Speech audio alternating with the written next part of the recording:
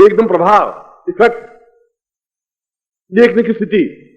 चाहे हमारा बालक भी हो, ऐसा बालक जन्म ले कि लोग देखने के लिए आए, क्या बालक, बहुत सुंदर, अद्वितीय, क्या चेहरा है, क्या आंखें गुलाब की तरह, ऐसा चीज होना चाहिए। चाहे पुरुष हो, चाहे हमारी लड़की हो, चाहे हमारी बहू हो, चाहे हमारी पत्नी हो, चाहे हम हो, चाहे हमारा परिवार हो,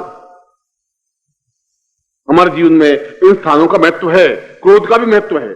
कोई एकदम से आता है, कोई बदमाश आके खड़ा हो जाए, आपकी बहन बेटी को छेड़े, आप में क्रोध है ही नहीं, गुरुजी ने कहा छोड़ दो क्रोध, काम क्रोध की जरूरत नहीं बेटा, सब और तुम एकदम खड़े रहो, गुरुजी ने कहा था क्रोध नहीं करना है, तो वो तो गड़बड़ कर देगा, मुश्किल हो जाएगा। दो चार झापट मारते ही उसको जिंदगी भर याद रहेगी कि ये यहां पर था, कान में कुछ आवाज पहले आती थी, अब आवाज नहीं आती है। ऐसा होना चाहिए। मैं ऐसे शास्त्रों में मेरे कुछ नहीं लिखा है कि काम क्रोध लोभ मोह छोड़ दो, ये तो गांधी जी की बात का सिद्धांत, उससे पहले वहां महावीर बुद्ध के वहां से ये सिद्धांत आए। मैं सिद्धांतों को नहीं मानता हूं।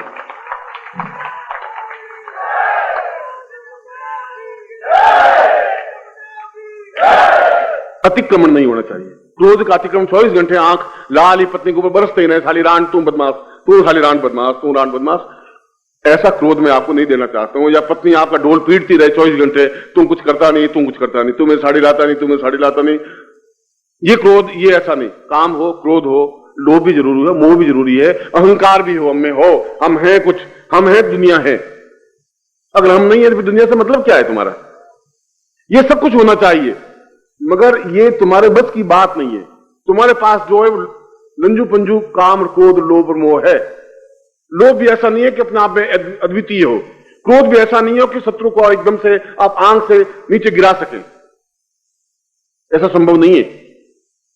मैंने दतिया, आपके मध्य प्रदेश में ही है दतिया में बगलामुखी का बहुत बड़ा मंदिर, बहुत अच्छा, पूरे संसार में, पूरे भारतवर्ष में विख्यात है, पीतांबरा का। और वहां मैंने एक पत्रिका में उसके बारे में पूरा छापा था, फोटो समेत। उसमें एक सन्यासी थे, उन्होंने, वहां के महाराजा ने उन सन्यासी को कहा था, गुरु को कहा था कि आप मेरे युवराज को, दोनों पुत्रों को आप पीतांबरा ज्ञान दीजिए, साधना दीजिए। और पीतांबरा का मतलब है, बगलामुखी का मतलब है कि हमारी आंख में इतनी ताकत, क्षमता आ जाए, इतना क्रोध आ जाए कि बस शत्रु को अपने आप में समाप्त कर सकें। और मैंने आंखों से देखा हुआ है उस सन्यासी को कि बिल्कुल आदमी लेटा हुआ है शत्रु, और वो लेट जाते थे और ऊपर चादर ओढ़ लेते थे, और उठ करके जिसको पहली बार देखते वो धड़ाम से नीचे गिर जाता था, बेहोश हो जाता था। इतनी आंखों से देखा हुआ मेरा। इतनी आंख में चिंगारी, इतनी आंख में ताकत, शत्रु सामने खड़ा ही नहीं हो सके।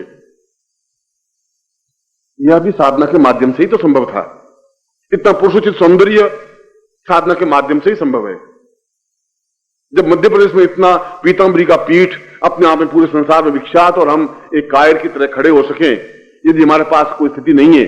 और अगर फिर वही घूम करके मैं आ रहा हूं कि अगर सम्मोहक व्यक्तित्व नहीं है, और एक सम्मोहक व्यक्तित्व में सब कुछ आ गया, जीवन का पूरा सार आ गया आपका, फिर जीवन में और कुछ करने की जरूरत नहीं है आपको, फिर जीवन में कुछ बाकी चिंतन करने की जरूरत नहीं है।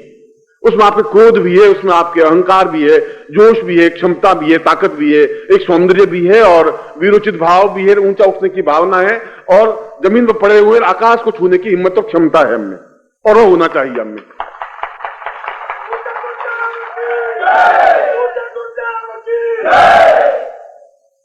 क्या ऐसा हो सकता है? यह मैं आज, क्योंकि मुझे उन सीढ़ियों तक पहुंचाने के लिए आपको, लक्ष्मी आपके पास है, लक्ष्मी को आप समेट करके रख नहीं सके, संभाल नहीं सके, आपके पास नहीं टिक पाएगी यदि आप में पुरुषोचित सौंदर्य नहीं है, पौरुषता नहीं है। इसीलिए भगवान नारायण को जहां लक्ष्मी उनके पांव दबाती है, उनको पुरुष नहीं कहा गया, पुरुषोत्तम कहा गया। ये पुरुषों में भी उत्तम पुरुष है, अद्वितीय पुरुष है। आप भी एक अद्वितीय पुरुष बने तो लक्ष्मी आपकी चेरी बन सकेगी, दासी बन सकेगी, या फिर लक्ष्मी पुत्र बन जाइए आप, या लक्ष्मी दास बन जाइए, लक्ष्मीपति नहीं बन सकते। कुछ लोग लक्ष्मीपति होते हैं, लक्ष्मी उनके पीछे पीछे घूमती रहती है, जहां भी जाए पीछे नारी की तरह घूमती रहती है। ये लक्ष्मीदास होते हैं, वो बस हे मैया हे मैया हे मैया करते रहते हैं। और कुछ लक्ष्मी पुत्र होते हैं, वो बेचारे बोलते ही नहीं, कुछ हो ही नहीं सकते। मैं आपको लक्ष्मीदास और लक्ष्मी पुत्र बनाना नहीं चाहता हूं, लक्ष्मीपति बने, अद्वितीय बने।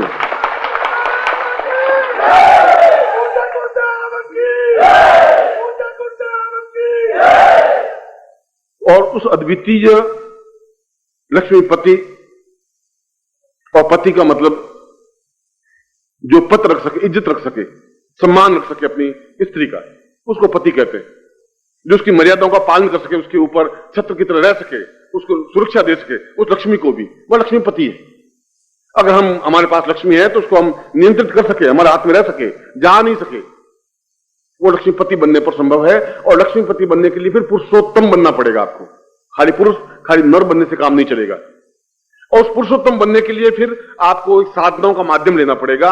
इस प्रकार की जो मैंने आपको श्लोक बोला प्रारंभ में, उस श्लोक का अर्थ यही है कि जीवन बेकार है यदि आप करोड़पति हैं, जीवन बेकार है यदि आप बहुत उच्च कोटि के पद पर हैं, आप चाहे किसी प्रकार की पोस्ट लिए हुए हैं, यदि आप व्यापारी हैं, कुछ भी है, सब बेकार है यदि आपके जीवन में आनंद का प्रवाह नहीं है,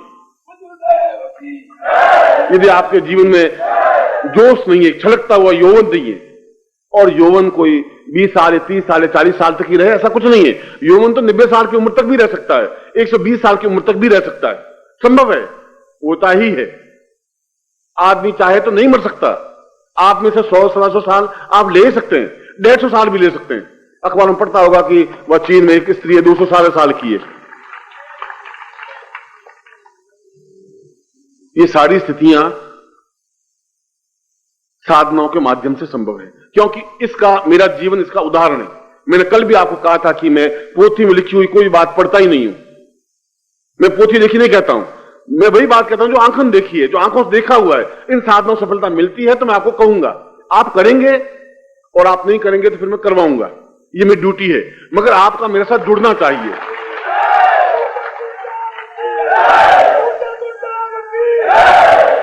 और इसीलिए वह मैंने महाविद्या उपनिषद से जो श्लोक बताया, उस श्लोक का तात्पर्य यही है।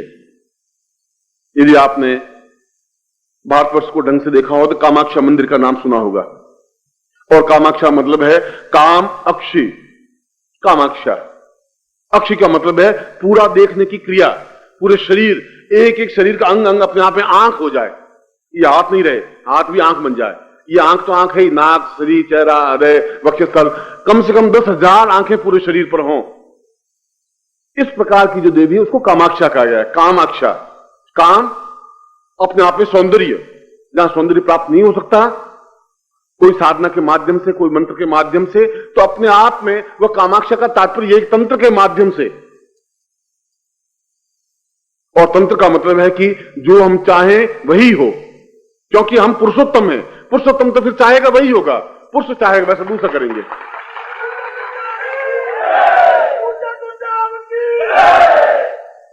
उस कामाक्षा का तात्पर्य है कि हमारा पूरा शरीर अपने आप में आंख बन जाए, देखने की भाव, एक क्रिया, आंख में एक अंदाज, देखने का अंदाज ही अलग हो, चलने का एक अंदाज अलग हो। हम चले तो लोग हमारी नकल करें कि क्या चाल क्या है, शेर की तरह चाल है।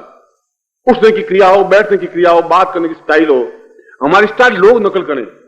हमारे सौंदर्य को लोग देखें, अनुभव करें, चाहे वो पुरुषोचित सौंदर्य हो, चाहे नारीचित सौंदर्य हो, चाहे हमारा किसी प्रकार का सौंदर्य, तो सौंदर्य होता है। मगर सौंदर्य ऐसा हो जो सामने वाले देखे को प्रभावित कर सके। ऐसा ही सौंदर्य देवताओं को भी प्रभावित कर सकता है, ऐसा ही सौंदर्य आपको प्रभावित कर सकता है। ऐसे सौंदर्य से आप साधनों में सिद्धि प्राप्त कर सकते हैं। कायर के घर में कोई साधना सिद्धि प्राप्त नहीं हो सकती। बुद्धिलों के जीवन में कोई देवी नहीं आ सकती, न जगदम्बा आ सकती है, न लक्ष्मी आ सकती है, न सरस्वती आ सकती है, संभव नहीं है।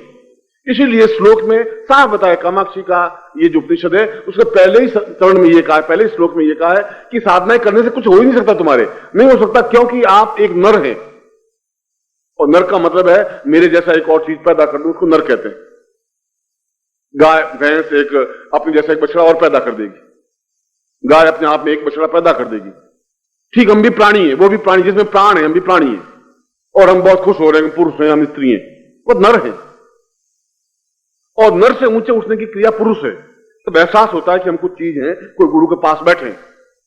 और फिर जो क्षमतावान होते हैं, बहुत मुट्ठी भर, लाखों करोड़ों लोग नहीं हो सकते, वे मुट्ठी भर लोग ऊंचे उठ सकते हैं, वे पुरुषोत्तम बन सकते हैं। और जो पुरुषोत्तम बन सकते हैं वो जिंदगी के किसी पड़ाव में अपने आप में सौंदर्य में बन सकते हैं, अपने आप में अद्वितीय बन सकते हैं, करोड़पति लखपति बन सकते हैं, सुख उपभोग कर सकते हैं। जीवन में उनका एक प्रभाव होता है, यश होता है, सम्मान होता है, प्रभुता होती है, पौरुष होता है, और अपने आप में जीवन में सब कुछ वह प्राप्त कर सकता है जो उसके जीवन में आवश्यक है।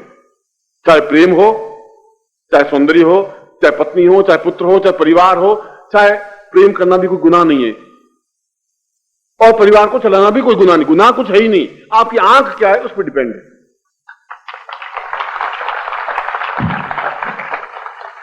जिसका मानस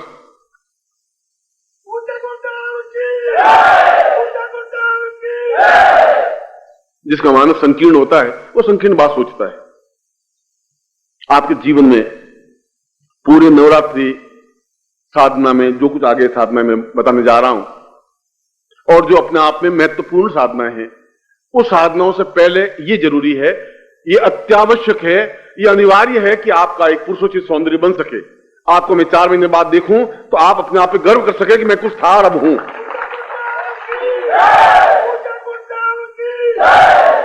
और इसका प्रमाण ये होगा, मैं तो वापिस एमपी में आऊंगा ही, मिलूंगा ही, यदि वो 24 बार, यहां जिले कितने तुम्हारे 45, एक साल में 45 जगह आएगा तो 10 जगह तो मैं आऊंगा ही आऊंगा, स्वाभाविक है उसमें तो। मगर मैं आपको अभी का आप अपना फोटो खिंचवा लेना और फिर 4-6 महीने बाद वापस आपको फोटो देखेंगे और साधना के बाद आपको तुलना कर दें कि आपका बढ़ा हुआ पेट, कल मैंने जब का कुंडली जागरण करिए गुरुजी, अब मैं कहूं कि आपकी नाभि कहां है, तो उस पूरे पेट में नाभि मालूम पड़े नहीं मुझे, और पूरे पांव को फैलाता रहूं गुरुजी। मैंने कहा भाई तू पकड़ के नाभि मेरा अंगूठा रख दे, मालूम तो पड़े तुम्हारा नाभि कहां है। अब मैं कहा उसके तो नाभि पूरे पेट में नाभि है, कहां लगेगी नाभि मेरे? मैं कहा तू ही लगा दे भैया, मुझे तो दिखाई नहीं दे रही इतनी, मुझे अभी प्रज्ञा चक्षु, ऐसा कुछ नहीं हो सकता। मगर आपका शरीर अपने आप में संतुलित बन सके, अद्वितीय बन सके, और इस साधना के माध्यम से, कामाक्षा साधना के माध्यम से जीवन तो सौंदर्य बनता ही है। वह बहुत बड़ी बात नहीं है कि आप सौंदर्य बन रहा है, चाहे आप काले हैं, चाहे गोरे हैं, चाहे आप काले केस हैं, सफेद केस हैं, वह दूसरी चीज है। आप जैसा सौंदर्य चाहते हैं वह तो मिले ही, मगर साथ ही साथ उन साधनाओं में, चाहे आपकी कर्ण पिशाचिनी साधना हो, चाहे लक्ष्मी साधना हो, चाहे आपकी तंत्र साधना हो, चाहे मंत्र साधना हो, चाहे सरस्वती साधना हो, चाहे जगदम्बा साधना हो, और चाहे प्रत्यक्ष जीवन में आपके प्रेमिका साधना हो, चाहे पत्नी साधना हो, चाहे पुत्र साधना हो, चाहे कोई भी साधना हो, आपको समान सफलता मिलनी ही चाहिए। रुरियाते हुए, रोते हुए, गिगियाते हुए जीवन बिताने की मैं कल्पना नहीं कर सकता आपके साथ में, संभव नहीं है।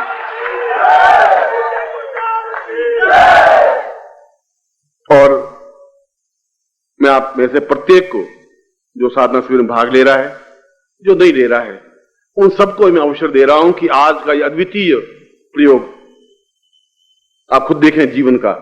कई सिद्धियां तो आप में, पुरुषोचित सौंदर्य तो आपके आगे पीछे घूमती रहेंगी, देवियां जगदम्बा, उसमें कौन सी बड़ी बात है? सौंदर्य आप में होना चाहिए। भगवान विष्णु जहां खड़े होंगे वहां कम से कम 15-20 तो आगे खड़ी होंगी ही स्वाभाविक। सभी अष्ट सिद्धियां, नवनिधियां अपने आप में उसके होंगी, क्योंकि शास्त्रों में कहा है कि जहां विष्णु है वहां अष्ट सिद्धियां उनके सामने हाथ बांधे खड़ी रहती है, नवनिधियां उनके सामने चतुर्थी घूमती रहती है। उन्होंने साधना नहीं की विष्णु ने कि अष्ट सिद्धियां मेरे सामने आवे और नवनिधियां मेरे तरफ घूमे, क्योंकि पुरुषोत्तम है। आप भी अपने आप में उस स्थिति को प्राप्त करें, और वह स्थिति जो तांत्रिक सिद्धि है वो अपने आप में एक अद्वितीय सफलता है, जिसको एक सम्मोहक या सम्मोहन सिद्धि कहते हैं, जिसके माध्यम से दूसरों को हम सम्मोहित कर सकते हैं, दूसरों को वशवर्ती कर सकते हैं, अपने अनुकूल बना सकते हैं। किसी को भी हम देखें और अपने अनुकूल बने। कामाक्षा में उस दूसरे श्लोक में कहा गया कि, मैंने आपको एक श्लोक ही सुनाया, दूसरे श्लोक में कहा गया कि आप इस सिद्धि को प्राप्त करने के बाद किसी की आंख में 1 सेकंड भर देखें और मन में कल्पना करें कि ये मेरे पीछे पीछे आए और मुझसे ये प्रश्न करे। आप किसी चाय पार्टी में हैं और आपने किसी में 1 सेकंड नजर मिलाई और कहा कि मैं उधर खड़ा होता हूं, ये मुझे पास आना चाहिए और मुझे हेलो कहना चाहिए, तो जरूर वो पास में आएगी, आएगा ही, हेलो क्या हाल चाल है। ये एक सफलता का मूल मंत्र मालूम पड़ेगी, मैंने साधना में सिद्धि प्राप्त की है। और ये सब कुछ संभव है इस कामाक्षा साधना के माध्यम से। मैं आज शाम को, और केवल आज शाम को ही, चाहे बरसात होगी चाहे तूफान आएंगे, वो तो उसकी मर्जी, मैं इस साधना को आपको अवश्य ही कराऊंगा और निश्चित रूप से करूंगा।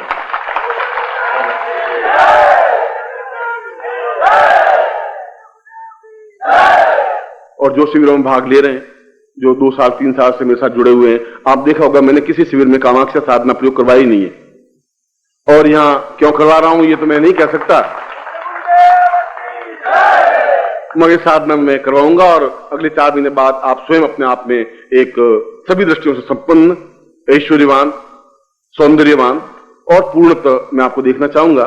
मैं एक बार फिर आपको हृदय से आशीर्वाद देता हूं। पूज्य गुरुदेव की। मैं भी बैठा हुआ था और उन्होंने सबने गाने गाए। मैं तो कभी गाना गाता नहीं, मुझे गाना आता नहीं पूरा। तो किसी ने जापानी भाषा में गाना गाया, किसी ने इंग्लिश में गाना गाया। मुझे कहा डॉक्टर श्रीमाली आप भी गाना गाएंगे? मैंने कहा गाना गा लेंगे।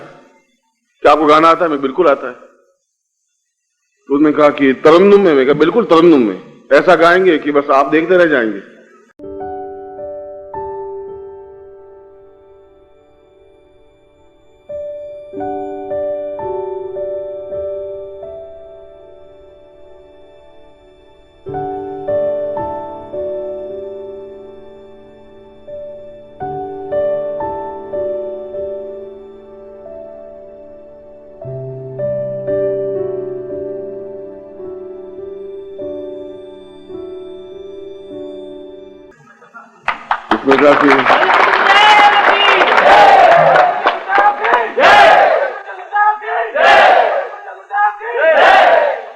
तो उन्होंने सोचा 6 महीने से कभी इसने गाने में भाग नहीं लिया। प्रोफेसर साहब ने पढ़ाते रहे और ज्योतिष पढ़ाते रहे, संस्कृत पढ़ाते रहे, मगर गाना कभी इनका सुना नहीं। और आज कह रहे हम तरन्नुम में गा लेंगे। और तो क्या आप किन किन भाषाओं को जानते हैं? मैंने कहा सभी भाषाओं को जानते हैं। क्या आप हिंदी, संस्कृत, इंग्लिश? इंग्लिश में गा लेंगे। क्या अच्छा इंग्लिश में गा लेंगे? तो हम पूछेंगे कि आपको फ्रेंच में? फ्रेंच में गा लेंगे। उसमें कौन सी लंबी चौड़ी बात है? उनका बड़ा विद्वान है, सब गानों में माहिर है। अच्छा तो हम पूछते हैं कि सबसे संसार में सबसे कठिन भाषा चीनी भाषा मानी जाती है। बाकी भाषाएं तो इजी हैं। आपने चीनी भाषा को देखा नहीं होगा, बड़ी डिफिकल्ट लिखी जाती है और बहुत डिफिकल्ट पढ़ी जाती है और उसकी भाषा समझ में आती नहीं है। तो एक प्रोफेसर ने खड़े होकर डॉक्टर श्रीमाली एक आपसे बात करें। मैं कहिए कि आप जापान में 5 महीने रह के आए, कभी आपका गाना सुना नहीं, और आप कहें फ्रेंच में गा लेंगे तो गा सकते हैं। I don't know you are right और रॉन्ग, मगर आप जापानी में भी गा लेंगे? नहीं। चीनी में भी गा लेंगे? नहीं, चीनी में भी गा लेंगे। कि चीनी गाना आता है? मैं गाता है। क्या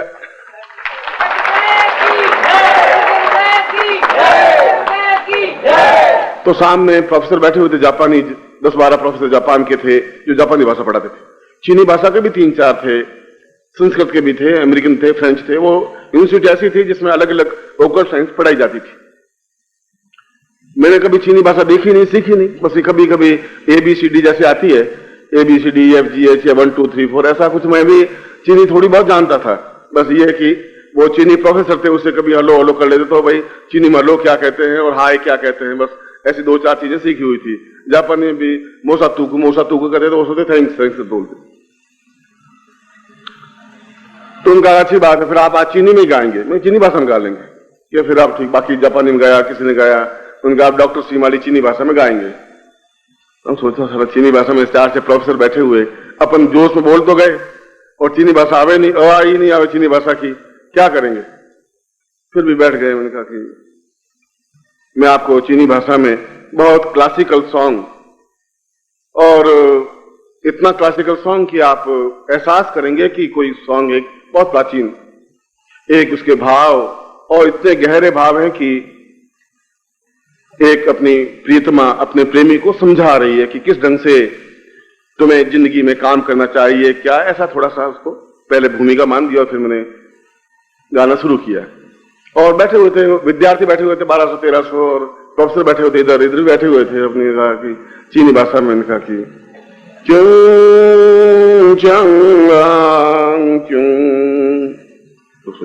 हिंदी भाषा बहुत सुनो,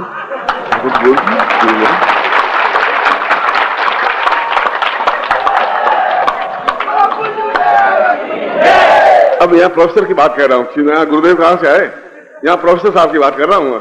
जब यूनिवर्सिटी में था तो उन्होंने कहा कि नहीं, फिर मैंने कहा आप सुनिए। तो फिर मैंने कहा कि पूरा आप गाना तसल्ली से सुनिए और इसके भाव को समझिए, जो मैं कहना चाहता हूं। इसमें इतनी गहराई है कि आप फिर समझ नहीं पाएंगे, बहुत ही डीप सॉन्ग है ये। और फिर मैंने कहा कि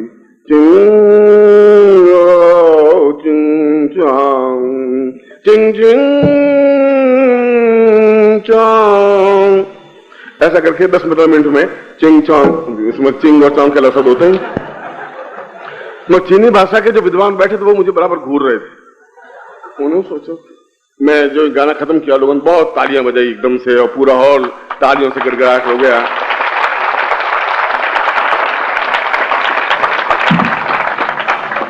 गड़गड़ा होने के बाद में एक प्रोफेसर जापान था, उसने कहा कि बहुत डीप सॉन्ग था, उसको भी चीनी आती नहीं थी। उन्होंने सोचा कि मैं तुझे अल्लाह कहूं, तू मुझे खुदा कहे, बस खत्म। वो मेरी तारीफ करे, मैं उसकी तारीफ करूं, उसमें कोई लंबी चौड़ी बात नहीं थी। तो उस जापानी ने कहा कि आपने बहुत डीप सॉन्ग गाया। मैंने कहा डीप? अब इसके बाद आंसू बहाने बाकी हुए थे, बस डीप ही डीप है, डीप में क्या कमी थी? क्या आपने चीनी सीखी कहां? चीनी सीखी? चीनी सीखने के लिए कोई जरूर थोड़ी, फ्रेंच जाना जरूर थोड़ी है। चीना मगर आप देखिए कितना अच्छा सॉन्ग था और कितनी विशुद्ध चीनी भाषा में बोला था। तालियां वाले तो मिल गई। उसके बाद एक प्रोफेसर, चीनी के प्रोफेसर थे चीनी भाषा के, वो मेरे पास आकर के और बोले कि डॉक्टर सीमाली एक बात पूछूं आपको, ये गाना तो था ही नहीं, आप तो 1 2 3 4 5 6 9 10 संख्या बोल रहे थे आप तो। मैंने कहा कि कुछ भी बोल रहा था और गाने के साथ बोल रहा था, जो आता था वही बोल रहा था। तो यहाँ संगीतकार थे, वो आते हैं बोल रहे हैं, बस अपन सुन रहे हैं, कुछ समझ में नहीं आ रहा क्या बोल रहे हैं, कैसे बोल रहे हैं, मेरे तो कुछ समझ में नहीं आ रहा। कुछ अच्छी ढंग से बोलिए, कुछ बहाना समझ, जैसे मैं चीनी बोल रहा हूँ वैसे आप गाने बोल लेते हैं, ऐसे मेरे समझ में नहीं आएगा। कल बहुत अच्छी ढंग से गाना गाएं और बहुत अच्छी प्रैक्टिस से करें।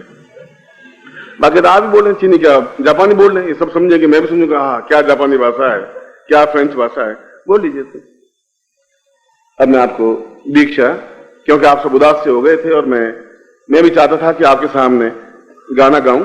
कल मैं आपको गाना सुनाऊंगा, बहुत सुंदर।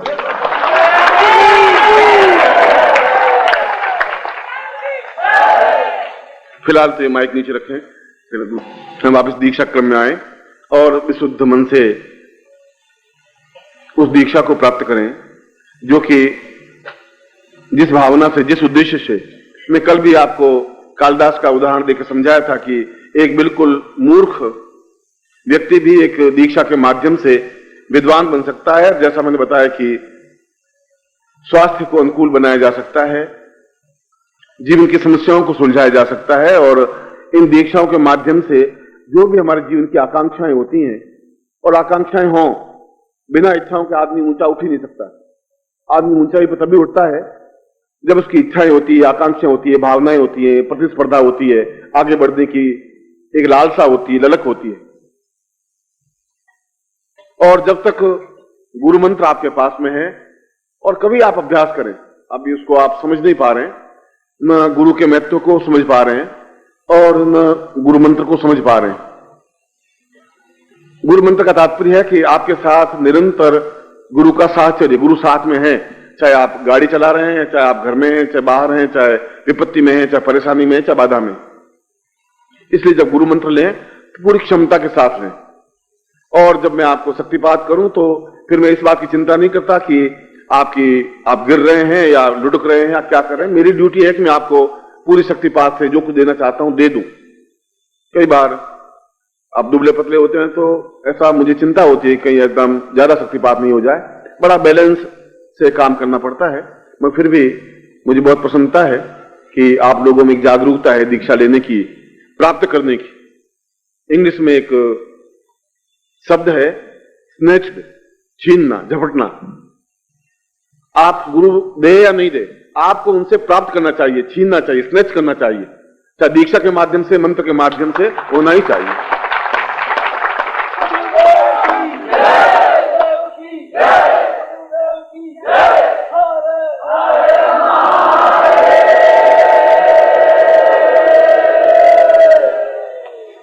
सभी आप सीधे बैठ जाएं, बिल्कुल जवान की तरह, रीढ़ की हड्डी आपकी सीधी हो और आंखें बिल्कुल स्थिर मेरी तरफ अपलक। सबसे पहले गणपति को स्मरण करें हाथ जोड़ करके। सुमुखश्चैकदन्तश्च कपिलो गजकर्ण का लंबो तरस्त विक्टो विघ्नाशो विनायक धूम्रकेतुर्गणाध्यक्षो भालचंद्रो गजानन द्वादशैतानि नामानि य पठेत् शृणुयादपि विद्यारंभे वाहे च प्रवेशे निर्गमे तथा संग्रामे संकटे चैव विघ्नस्तस्य न जायते। शुक्लांबरधरं देवं शशिवर्णं चतुर्भुजं प्रसन्नवदनं ध्याये सर्वविघ्नोपशान्तये। लाभस्तेषां जयस्तेषां कुतस्तेषां पराजय येषामिन्नि वृष्यामो अदेस्तोऽपि जनार्दन। अभीप्सितार्थ सिद्ध्यर्थं पूजितोऽयं सुरासुरैः सर्व विघ्न हरस्तस्मै गणाधिपतये नमः। श्रीमन्महागणाधिपतये नमः। लक्ष्मी नारायणाभ्यां नमः। उमा महेश्वराभ्यां नमः। सचिवृंदराभ्यां नमः। सर्वेभ्यो देवेभ्यो नमः। सर्वेभ्यो ब्राह्मणेभ्यो नमो नमः। तत्वादुषां पुरुषाम अथास्मानं मम शिष्यत्वं संकल्पम कुर्यात्। दाहिने हाथ में जल लीजिए, हाथ आगे कीजिए। ओम विष्णु विष्णु विष्णु भारतवर्षे बरखंडे जम्बूदीपे शालिमांसाखे बौद्धावतारे समुद्रे समुद्रमेको संवता 2050 आश्विन मासे स्वे शुक्ल पक्षे आसु तृतीयायाम सोमवासरे अप्राप्त लक्ष्मी पदम प्राप्त लक्ष्मी त्रिकाल सारणम सकल मन ईश्वर कामना सिद्ध्यर्थम लोके वासे भय राजद्वारे सर्वत्र यश विजय लाभादि प्राप्त्यर्थम सभार्यस्य सपुत्रस्य सबान्धुस्य अखिल कुटुंब सहितस्य सबसो समस्त भय व्याधि जरा पीड़ा मृत्यु परिहार द्वारा आयु आरोधारता अमुक गोत्रोत्पन्नो हम अमुक शर्मा हम। नाम बोलिए। त्वाम शिष्यत्वम, बोलिए त्वाम शिष्यत्वम धारयामि मम प्राण चक्षु रोम प्रतिरोम त्वाम चरणे समर्पयामि। त्वाम आज्ञा परिपालय। ताम पुरुषाम अथास्मान मम शिष्यताम पूर्णत्वम ताभ्याम सर्व सिद्धि प्रदाय तुभ्यम। समर्पये, छोड़ दीजिए। एतस्मान् साग्यते पुरुषाम ताम दीर्घश्याम सुकृति गुरु प्रार्थी हाथ जोड़ दीजिए। गुरुर्ब्रह्मा गुरुर्विष्णु गुरुर्देवो महेश्वर गुरु साक्षात परब्रह्म तस्मै श्री गुरु चरण कमलेभ्यो नमः। ध्यान मूलं गुरु मूर्ति मंत्र मूलम गुरो वाक्यम मोक्ष मूलं गुरु कृपा मूकं करोति वाचालम पंगु लंघयते गिरिम यत्कृपातमहं वन्दे परमानंद माधवम। गुरुचरणेभ्यो समर्पयामि। तत्प्रादु, दोनों हाथों में आपका यज्ञ पवित्र है, यज्ञ पवित्र ले लीजिए या दोनों हाथ ऐसा कर दीजिए और हाथ ऊंचाई पर थोड़े। संपूज्य गंधमाला देव ब्राह्मण कर्म कर्मण्यां संग्राम लोकालम अवनिकता जानु मंडल कमला मुकुल सदसा मंजलिम शिरश्याम धाय दक्षिण पाणिनाम स्वर्ण पूर्णकलसम धार्त्वा दीर्घा नगन्नाम पाणिमांगल्यम शास्तु पुष्पाणि पद्याविनोवित्तम बहुपुत्रम बहुजनम चायसम चार्गम शास्त्रं कृत्वा सर्वा वेद यज्ञ क्रिया कणकर्म नमास वासोग्ना प्रोन्नते तमम ओंकार मादिकत्वा समाथ सर्वाशीर्वचनम संविज्ञान भवति विज्ञानम पुण्यम पुण्यमति भक्तान कदेग्नि कदे बुद्धि भगवती कात्य निपिताम भगवती माहे श्रीपिताम भगवती रिद्धि कृताम भगवती सिद्धि कृताम भगवती पुष्टि कृताम भगवती तुष्टिता सर्वा कुल देवता प्रीतम स्वा ग्राम देवता प्रीतम स्वाष्ट देवता प्रीतम अताश्च बरुष अताश्च प्रबंधिना अताश्च विनकर्तार शत्रु पराभवम या तो समंत घोराणी समंत पापानि समंत देवसवानिवर्ताम शिवाप संतो शिवार्थव संतो शिवाग्ने संतो शिवाहुते संतो अहोरात्रे शिवेशताम सन्न कनिकदिन कल्याणं सा पुरुषाम अथास्मानं मम शिष्यत्व ग्रहे सुख सौभाग्य धन धान्य यश प्रतिष्ठा ऐश्वर्य अभिवरेदा पुनः तुभ्यम संपर्दे। योग नीचे रख लीजिए और खोल दिया और पहन लीजिए। आप इसको बाद में खोल करके पहन लेना। तब प्रादु गुरुम प्रार्थी तह अपना दाहिना हाथ राइट हैंड सिर के ऊपर रखिए, बाएं हाथ हृदय पर रखिए। मैं बोलूं, आप बोलेंगे साथ में। बोलिए ओम परम तत्वाय नारायणाय गुरुभ्यो नमः। ओम परम तत्वाय नारायणाय गुरुभ्यो नमः। ओम परम तत्वाय नारायणाय गुरुभ्यो नमः। तत्रादु चेतना मंत्रम सुनेता ओम ह्रीं मम प्राण देह रोम प्रतिरोम चैतन्य जाग्रय ह्रीं ओम नमः। गायत्री मंत्रम से था ओम भूर्भुवः स्वः तत्सवितुर्वरेण्यं भर्गो देवस्य धीमहि धियो यो नः प्रचोदयात्। पुरुषां तुभ्यं संपर्दते। दोनों हाथ ऐसा कर दीजिए, खोल दीजिए। मैं आशीर्वाद बोल रहा हूं। मंत्रार्था सफला संतु पूर्णाम संतु मनोरथा शत्रुणाम बुद्धिनाशोस्तु मित्राणाम यस्तवा ऋग्वेदो यजुर्वेद सामवेदो यथोर्णाम ब्रह्म वाक्यस्थान्त्यम हनन्तीं तव शत्रुवाम अक्षतान् प्रस्तेतोन्त्यं गणन्ति ये नरा चत्वारो वर्धते लक्ष्मी आयु बुद्धि यशो बलम श्रीर्वचस्यमायुष्यमारोग्यम मावदत्मानं महिते दान्यं धनम पशुपुत्र लाभम सत्संवत्सरम दीर्घमायु यजमान पुत्रवान सुखवान लक्ष्मीवान भवः। त्वमेव माता च पिता त्वमेव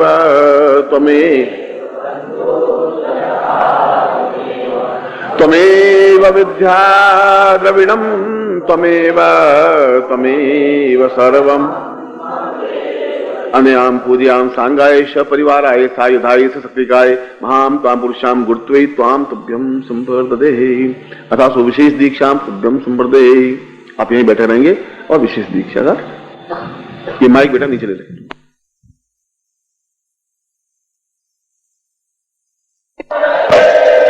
सगौरम करुणावतारम संसार सारम भुजगेन्द्रहारम सदा वसंतं हृदयारविंदे भवं भवामी। ओम जय जगदीश हरे स्वामी जय जगदीश हरे। भक्त जनों के संकट दास जनों के संकट क्षण में दूर करे। ओम जय जगदीश हरे। जो जावे फल पावे दुख विनाशे मन। ओ स्वामी दुख विनाशे मन सुख संपत्ति घर आवे सुख संपत्ति घर आवे कष्ट मिटे तन का। ओम हरे माता पिता तुम मेरे शरण गहूँ मैं। ओ स्वामी शरण पड़ू मैं किसके तुम बिना।